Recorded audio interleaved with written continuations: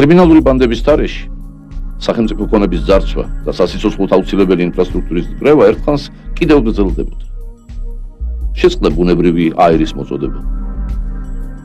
სამდაუწუნქრებოდა სინათლე. ხამხამობით ისმოდა უმისამართოდ ნასრური ტყვეების ზუზუნი.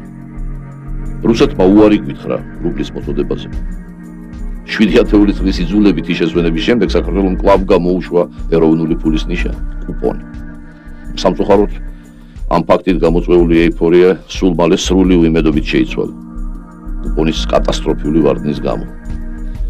ძნელი გახდა იმის დაჯერება, რომ საქართველოს ოდესმე დააღწევს თავს მის თავს დატრიალებულ ბედურებას. ნამდვილ შემოტრიალების წლად მაინც უნდა მივიჩნიოთ 1995.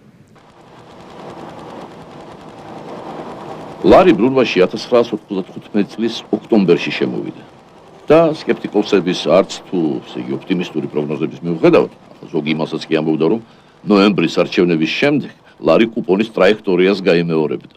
ქართული ფული, ერთ-ერთი მნიშვნელოვანი სიმბოლო ჩვენი დამოუკიდებელი სახელმწიფოებრიობისა, პოსტსაბჭოთა სივრცეში ყველაზე მტკიცე ვალუტად იქცა. 1998 სხვა მხრივაც რთული წელი გამოდგა. სამხრეთ-აღმოსავლეთ აზიაში ადრე დაწყებულმა ფინანსურ-ეკონომიკურმა კრიზისმა თანდათან რუსეთში და შემდეგ კი საქართველოში გადმოინაცვლა. პირველად თავისი დამოუკიდებლობის ხანმოკლე ისტორიაში საქართველოს წააწყდა გლობალიზაციის ნეგატიურ ასპექტს.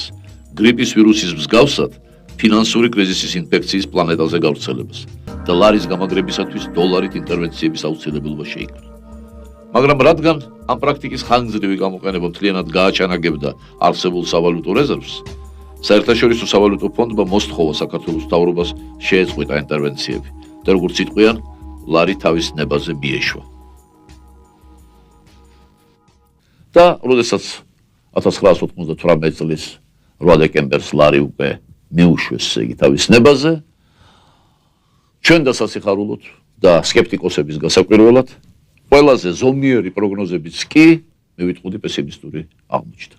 საქართველოს საბანკო სისტემა გაუძლო მთლიანად ამ შოკს და ლარიც ისეთ სასურველ ან შეიძლება ითქვას ყოველ შემთხვევაში მისაღებ პარამეტრებში დაბალანსდა და საკმაოდ სწრაფად.